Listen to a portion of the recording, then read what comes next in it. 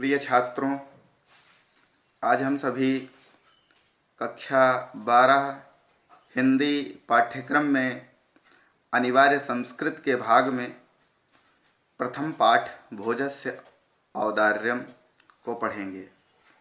भोजस्य औदार्यम पाठ का आरंभ इस प्रकार होता है। ततः कदाचित् द्वारपालम आगत्य महाराजं भोजं प्राह देव कौपीन अवशेषो विद्वान द्वारी वर्तते। ततः माने इसके बाद में कदाचित द्वारपाल आगत्य, वैसे कदाचित का अर्थ शायद होता है, परंतु किसी संज्ञा के साथ जुड़ करके कदाचित का अर्थ कोई भी होता है। ततः इसके बाद में कदाचित कोई, द्वारपाल, आगत्य आकर, महाराजम महाराज, भोजम प्राह भोज से बोला, देव कौपीन अवशेषो विद्वान महाराज, देव का अर्थ है महाराज, कौपीन अवशेषो माने कौपीन ही अवशेष है, बचा हुआ है जिसके तन पर, ऐसा विद्वान द्वारि वर्तते द्वार पर है। तो राजा प्रवेशयति, राजा आज्ञा देता है कि प्रवेश कराओ, उसको ले आओ। ततः प्रविष्टः स कवि भोजम अवलोक्य, और इसके बाद में प्रवेश किया हुआ वो कवि भोज को अवलोक्य माने आलोक्य माने देख करके, अद्य में दरिद्र नाशो भविष्यति इति, आज मेरी दरिद्रता का नाश हो जाएगा, मत्वा मान करके, तुष्ट हुआ, हर्षाश्रूणि मुमोच, हर्ष माने प्रसन्नता के आंसू छोड़ने लगा। राजा तमालोक्य, राजा ने तम माने उसको आलोक्य देखकर प्राह माने कहा, कवे किम रोदिसीति, कवि क्यों रोता है ऐसा। ततः कविराह, इसके बाद में कवि ने कहा, राजन आकर्णय मदग्रह स्थितिम, राजन माने महाराज, राजा, आकर्णय माने सुनिए, कान दीजिए, मदग्रह स्थितिम माने मेरी ग्रह स्थिति पर। और क्या कहता है, बड़ा ही मार्मिकता से वर्णन करता है वो कवि, बहुत अच्छा लगेगा आपको। वो कहता है, अये लाजानुच्चैः पथि वचनमाकर्ण्य गृहिणी, अये लाजानुच्चैः,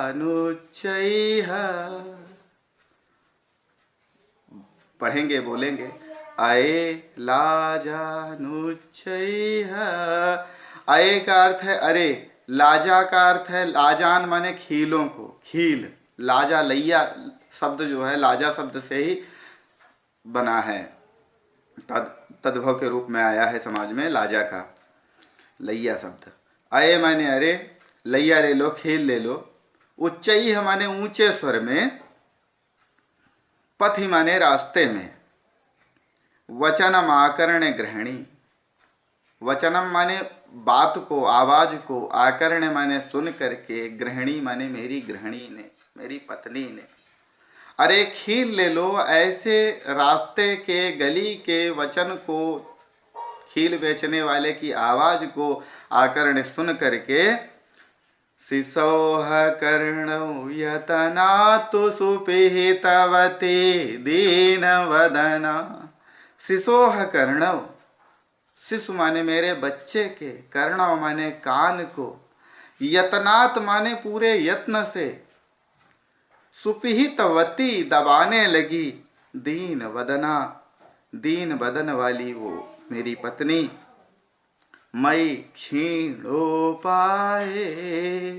और मैं वहीं खड़ा था, तो मई माने मेरे द्वारा, क्षीण हुए उपाय वाला, मेरे पास कोई रास्ता नहीं था, मेरे पास कोई उपाय नहीं था, मैं क्या करता, यदकृत जो कुछ किया जाता, दृशावश्रु बहुले, दृशाव माने देख करके, अश्रु माने आंसू, बहुले माने बहुत तरह से, मेरे से ये देखा नहीं गया और मैं खड़ा खड़ा केवल आंसू ही गिरा सका।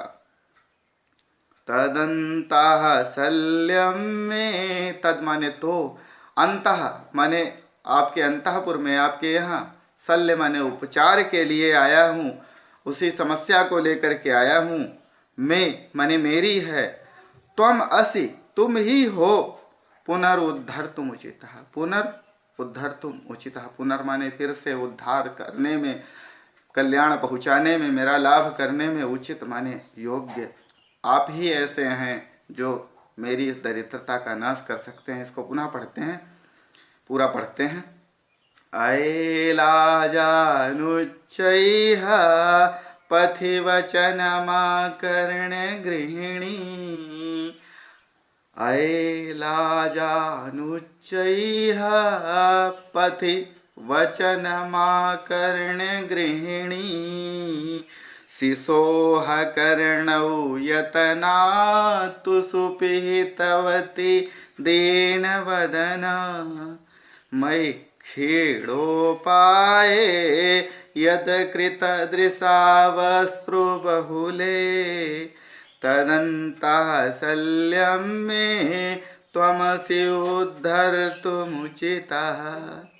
तुम ही हो जो ऐसा कल्याण कर सकते हो। उसने अपने काव्य के माध्यम से इस तरह से अपने व्यथा का वर्णन किया तो राजा इतना प्रसन्न हुआ। राजा शिव शिव, बहुत अच्छे कह करके, उदीरयन माने बोलता हुआ, प्रत्यक्षरम लक्षम दत्वा, हर अक्षर पर लाखों देकर, लाख देकर,